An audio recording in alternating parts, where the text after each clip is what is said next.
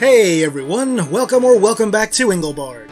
Today I've got for you the second episode of my new series, Complete Trash, in which I play a terrible old game from start to finish with commentary. In this video, I'll be subjecting you to the Amiga port of Forgotten Worlds.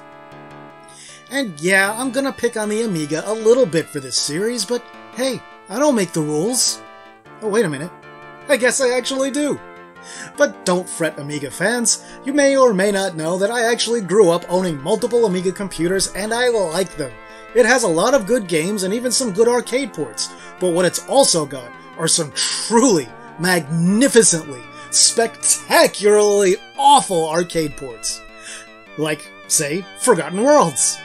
Forgotten Worlds was published in 1989 for the Amiga by US Gold and was developed by a small UK firm, Arc Development.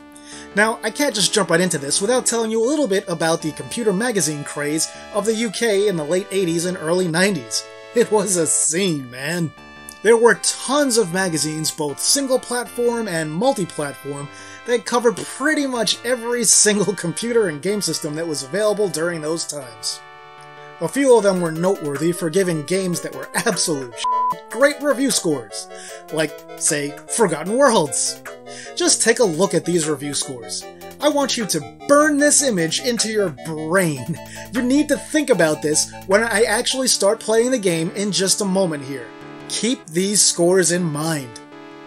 Now, I owned the Amiga version of Forgotten Worlds when it was new, and let me tell you, it was shit back then, it's still shit now, except now it's 30-year-old shit that's aged like fine shit.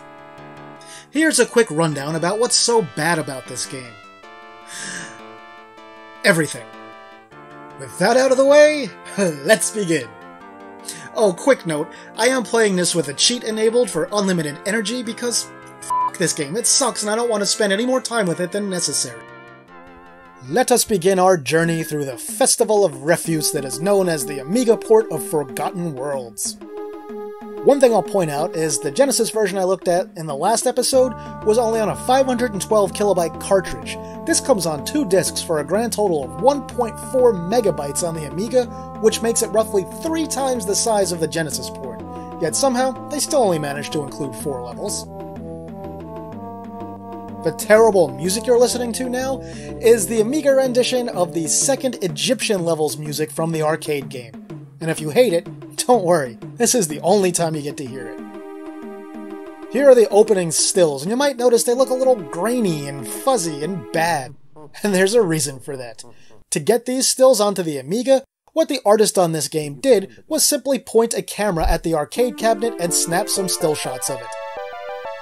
He even bragged in a magazine about how easy it was to do this. And look, they also play the end-level jingle there for no reason at all. And as soon as we start, it looks like the frame rate's going to be pretty good until the very instant that anything appears on screen that's not part of the background. Yes, this is yet another Amiga game that runs at a low refresh rate, somewhere between 25 and 30 for most of the time, which is very common in Amiga games and especially Amiga arcade ports. The computer was perfectly capable of playing games at 50 or 60 Hz, it's just that almost none of the developers actually put in the effort to get that kind of performance out of it. Right away here you'll notice that the enemies are total damage sponges in this version of Forgotten Worlds, something else that's pretty common amongst European developed shooters for some reason. You'll also notice that the collision detection is absolutely atrocious in this game. Very often, your bullets will go straight through enemies, and very often, their shots will hit you even if they're not actually touching you. And the main thing we need to address is the control scheme in this game, which is one of the dumbest control schemes I've ever seen in a game. So the arcade version used a rotating dial, and then you would press down to fire. For this game, since it obviously doesn't have a rotating dial and only works on a one-button joystick, what they decided on was that if you fly around without pressing the button, you lock your direction. And then if you hold down the fire button or move up and down, you lock your firing angle. However, if you hold down the button and move left and right, you rotate. That makes no sense at all. What they should have obviously done was had it so that you rotate when you're not holding the button, and then press and hold fire to lock your direction. Alright, here's the shop. The shopkeeper is one of the few still graphics that the artist didn't capture with his camera. He said he had to draw it by hand because, oh my god! He said he had to draw it by hand because the picture he took with his camera just came out terrible. And I guess this is better? Now the shop has a lot of details that were missing from the Genesis version, but it's still missing a ton of detail from the arcade one. You'll also notice that some of the items in the shop are wrong.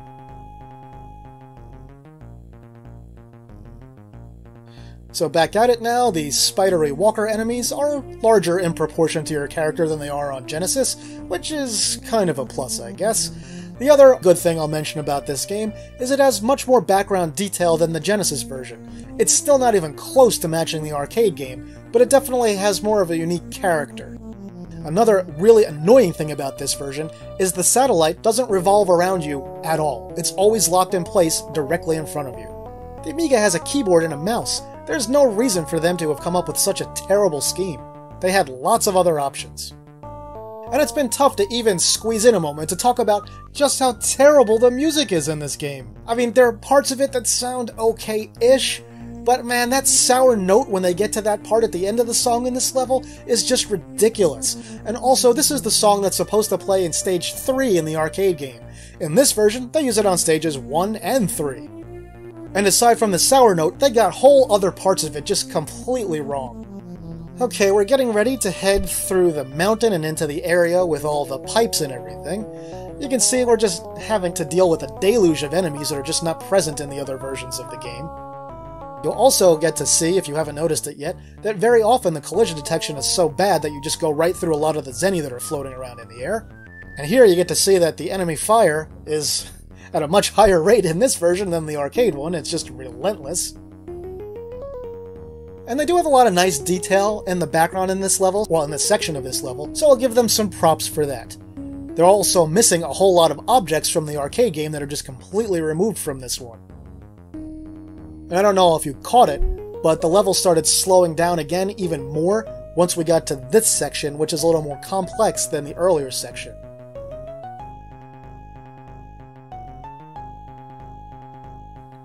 And yeah, those things, they don't even bother making them fall all the way to the bottom of the screen, they just stop about halfway. Another super annoying thing is that you can't actually go as high up on the screen as you should be able to. There's an invisible wall that stops you up near the top, and this is really annoying because there are enemies above it, and sometimes they leave behind Zenny that you literally can't even pick up. Another minor plus is, hey, look at that, the gears actually rotate a little bit. Another huge negative is that the collision detection between you and even the pipes in the foreground is terrible, and sometimes you can go right through it, and other times it blocks your path when you're literally not even touching it. Like, look at that! Ridiculous! And here you can see what I was talking about with not being able to go high enough up on the screen to deal with the enemies at the top. Now we get ready for our first boss. Here the gate closes down, and unlike the arcade and Genesis versions, you can't shoot the gate. You're supposed to wait at the back of the screen for the gate to open back up again. Like that. Oh, one thing I didn't notice earlier is that the garbage enemies actually have lots of unique garbage. Likewise, the garbage boss has lots of unique garbage, which is another plus as compared to the Genesis version. And this fight takes a really long time unless you do it the way I did it, where you just get right up in his and just blast away until he dies.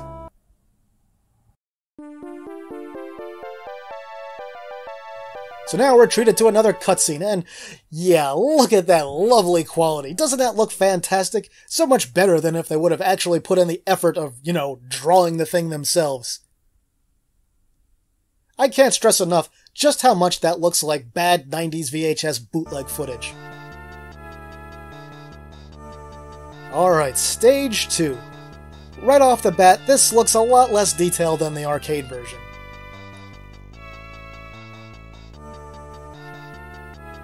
It's missing a lot of detail and background elements that are present in that one. Here we are dealing with some of these damaged sponges again. And yeah, we've got the actual correct music playing here, so that's a plus. But much like the music with the prior level, they hit a bunch of wrong notes and didn't bother actually recreating the song correctly. And look, this wall that we're getting up to now isn't supposed to show up for quite a while yet in the arcade version. Aside from that, they also didn't bother putting the hidden object down here, which is the armor that you can pick up. And I'll let you know that Arc Developments, in fact, did not put in any of the hidden items in this game. They're all missing.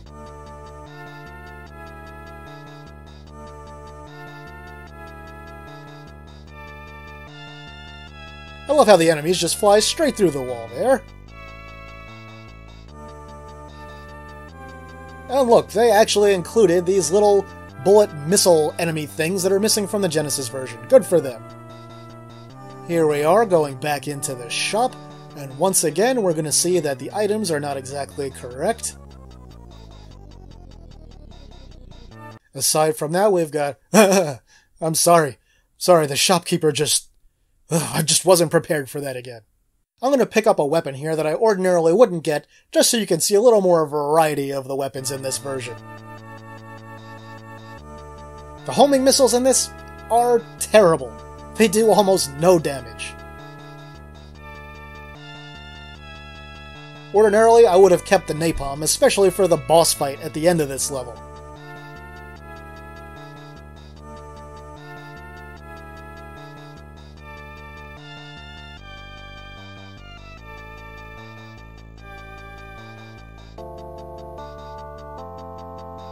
I don't know if you noticed, but they also started this level with some of those eel snake thingies, these things, showing up in the wrong spot. And they'll continue that trend by having them randomly throughout the rest of the level.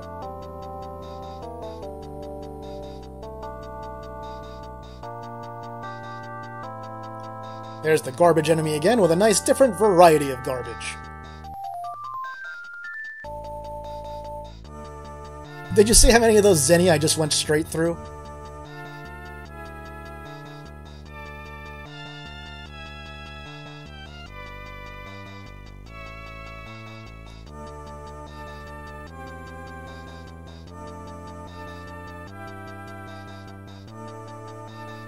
And that section with the wall that showed up way too early in this version, technically there's two walls. There's one at the bottom of the screen, one at the top of the screen. In the arcade version, we've only got that wall one time. In this version, well, they decided they love the wall, so they have the wall section come up twice. So we see two instances of a lower wall and two instances of an upper wall in the Amiga version of the game.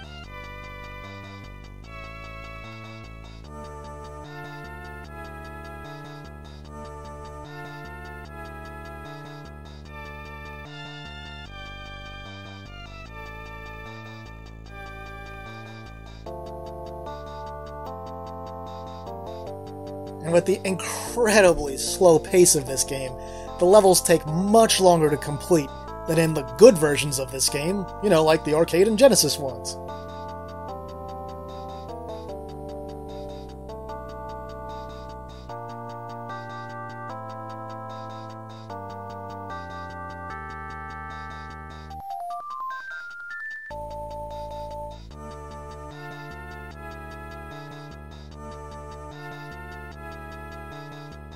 Yeah, this level just feels like it drags on forever and ever in this version.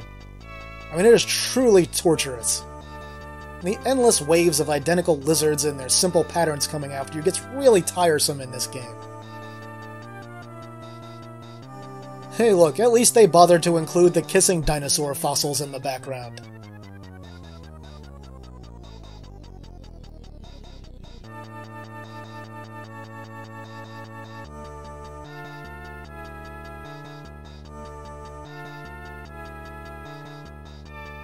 And we're on our approach to the boss fight for this level, which this is this game's crowning achievement.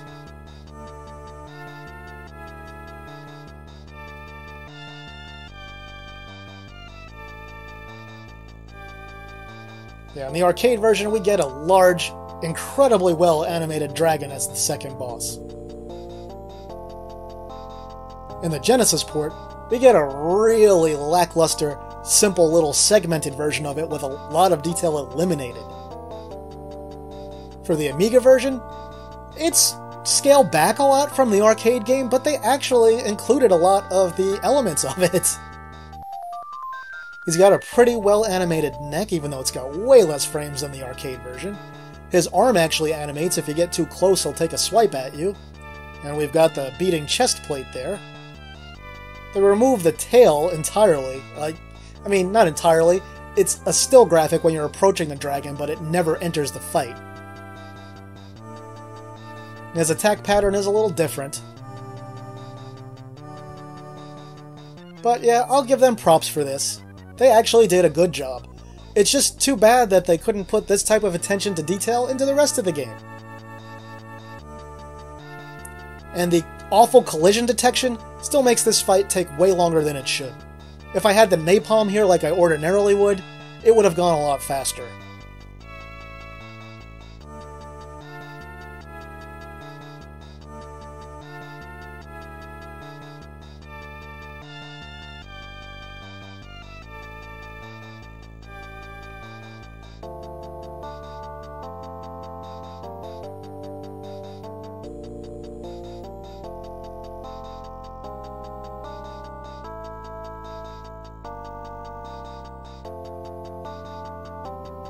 Yep, and it's at this point you have to change discs.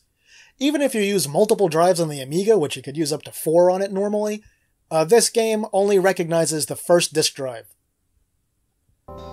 So you do have to swap.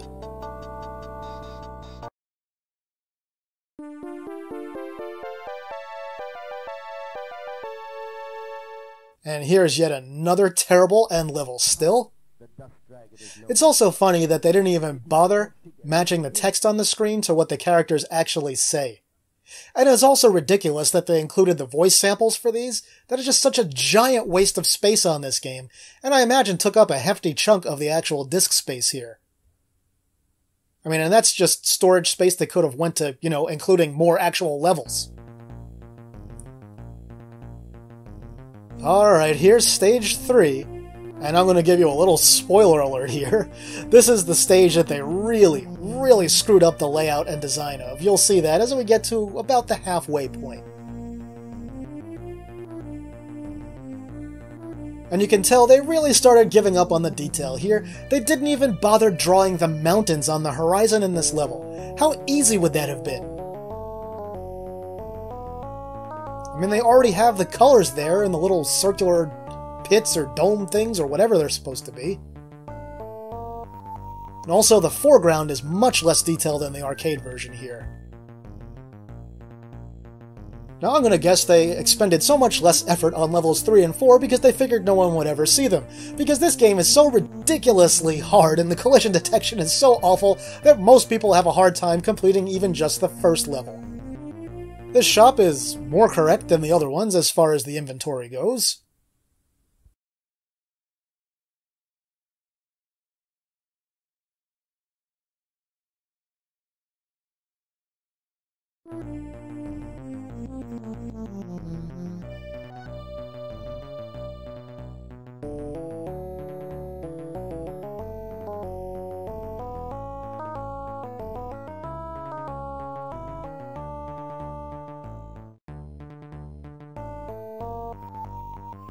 And that sour note here?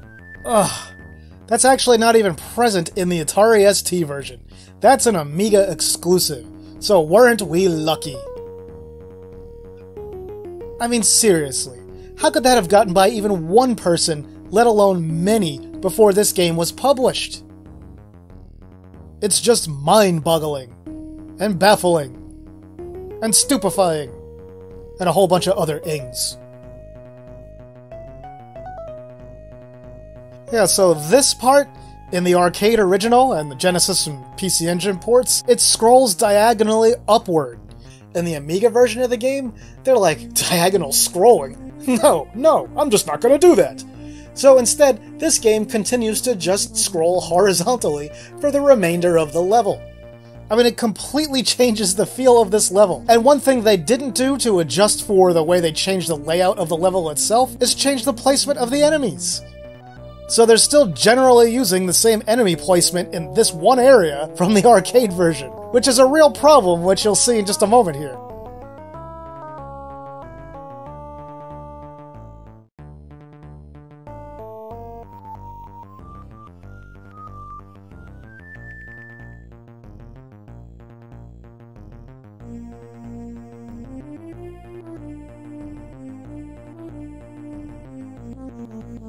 So that thing right there, that big gun at the bottom, you're supposed to be approaching that upward at an angle where it's aimed right in your face when it shows up on screen in the arcade and Genesis versions, for example. In this version, it's just off on the bottom and it's basically got no chance of ever shooting you. And look at this. I mean, I love how the enemies and your character just go right through the scenery. It is essentially just digital wallpaper.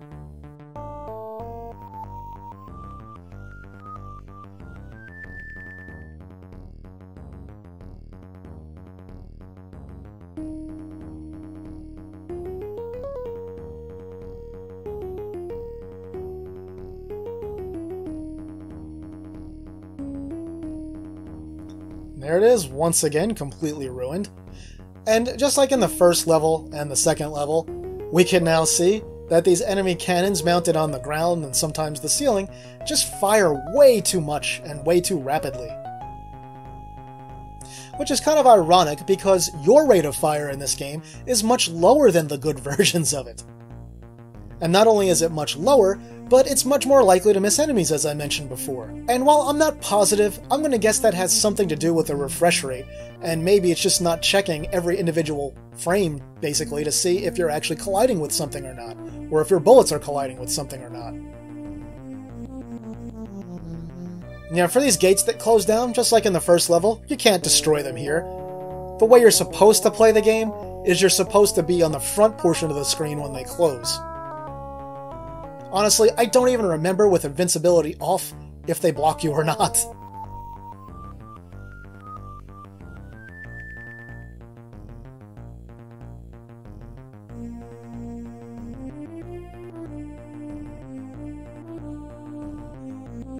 You see the inconsistent speed here where it slows down and then just speeds up again?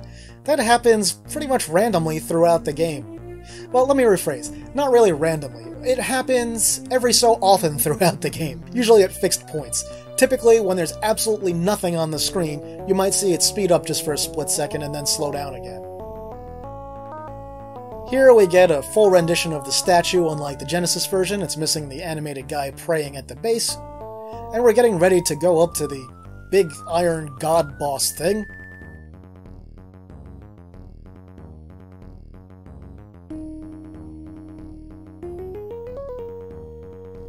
Now, in the arcade version, this is really impressive. He's got a whole bunch of different segments in his armor, and you can blow up a whole bunch of individual parts of him. And you actually sort of have to do that. Some parts are in the way of other parts, so you can't destroy all of him until you destroy various segments. And oh my god, that hand and arm look terrible. Look how skinny the arm is in this one.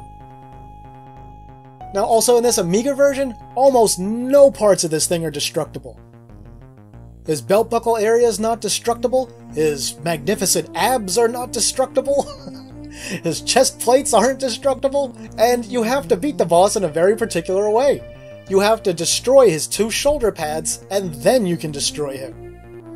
Shoulder pads or shoulder armor pieces, whatever you want to call them. You'll also notice you get very little feedback that you're actually hitting things, and when you blow up these little shoulder sections of the armor, the graphic doesn't even change. The only way you know you blow it up is when you fire, it starts going through it instead of hitting it.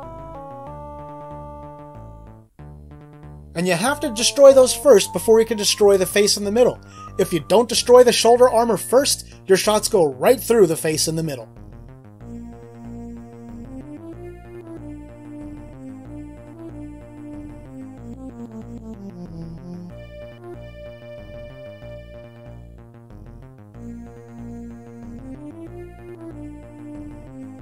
Almost there. Any day now. There we are.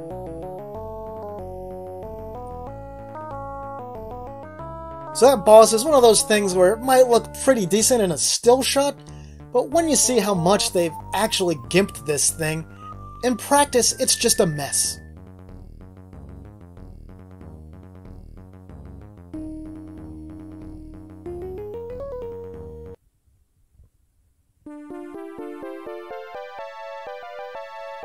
And here's our really fuzzy, low quality end level still. Once again with text that doesn't exactly match the actual speech.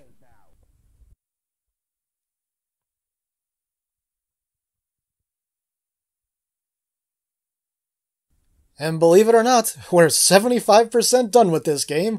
We're now heading into its final level.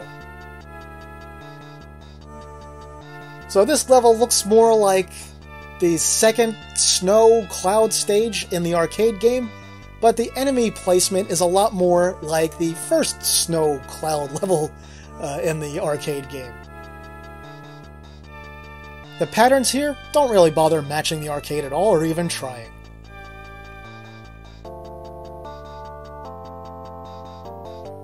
Here we have a really low-quality rendition of the Woolly Mammoth in the background there, encased in ice.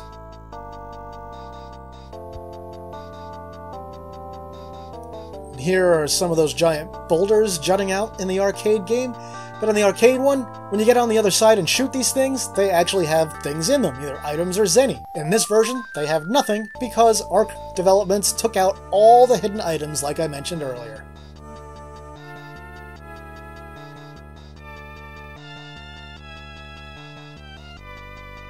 The removal of the hidden items and zenny is something you can see again right here in this section. There should be a bunch of zenny that show up when you shoot the floating platform right there.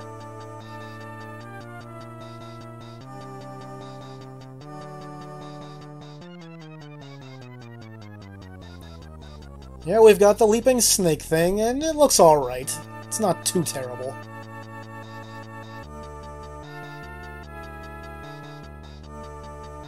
Look how many of those zennies I just went straight through. Great collision detection strikes again.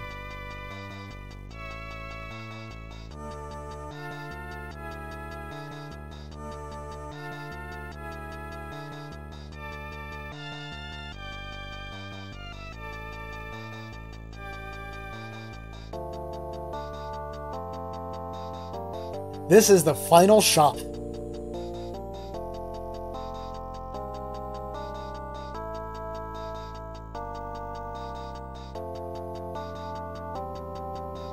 So once again, we're going to see that the inventory isn't quite right, and I'm sorry, who would have thought that I was over my shock at seeing the shop girl now. And yeah, in here they have the one lone health increase in the game, which for some reason they put at the very end where it's practically worthless.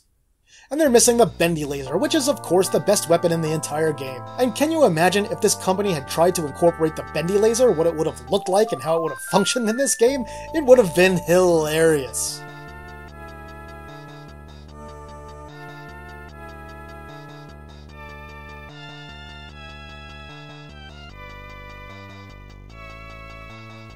And yeah, we can see that the backgrounds here are dramatically scaled back again from the arcade game.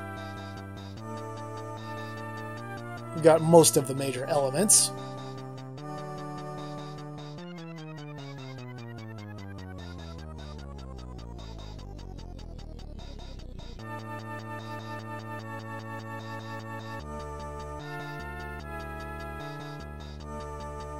And have I mentioned how annoying these little jerks are that keep just materializing in their group of 5 right in front of you? Who are also, once again, insane damage sponges?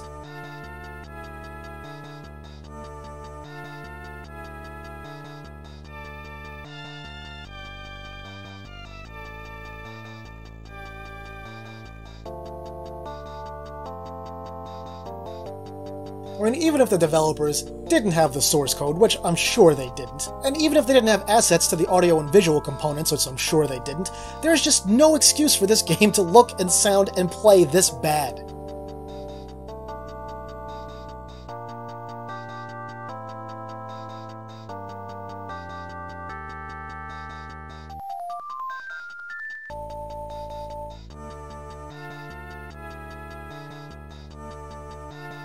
Look at the face on that thing. That doesn't even look anything like the other one. It just looks awful.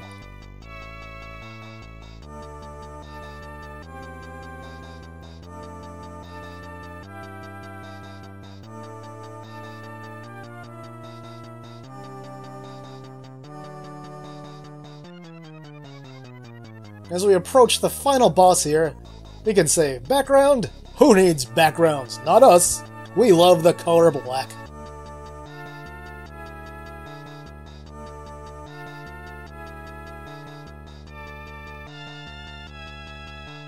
If you really want to laugh, try playing this game yourself and don't use unlimited energy. See how far you get. So here's the tower in the background. What boss are we going to get? Is it going to be the real final boss? Is it going to be the Buff Brothers, the gods of wind and thunder? Is it going to be the ice creature from the similar level in the arcade and Genesis versions? Hey, look, there goes the tower. Why didn't we fly up from the outside in the other versions of the game? For those that don't know, in the good versions of Forgotten World, including the original Genesis PC Engine CD port, the final level takes place inside the tower as you vertically scale it. So yeah, we get the real final boss, but he doesn't exactly have his attack patterns and methods from the original arcade or Genesis versions.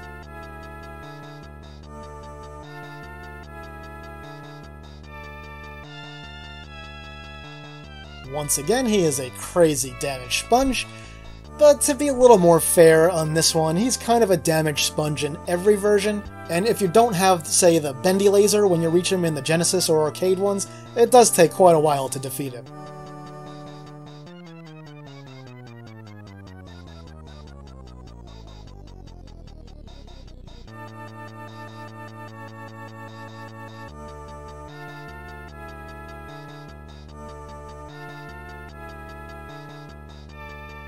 Now we get ready to see the spectacular ending. In the arcade and Genesis ones, we get a nice little picture of a new girl on screen that's different from the shop girl who thanks us, and then we get to see a whole bunch of clips of sections of pretty much all the levels from the game. What do we get in the Amiga version? Yeah.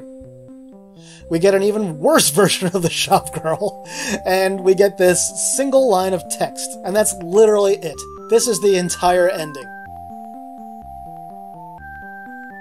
Well, hope you enjoyed it.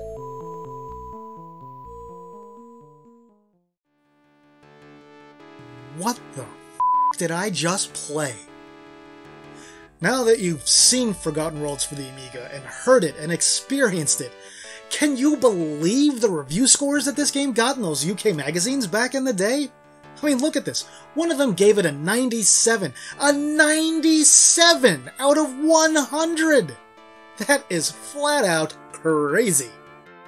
So like I said before, the Amiga did have some good ports and some good games, and I'll get back to covering some of the good games pretty soon.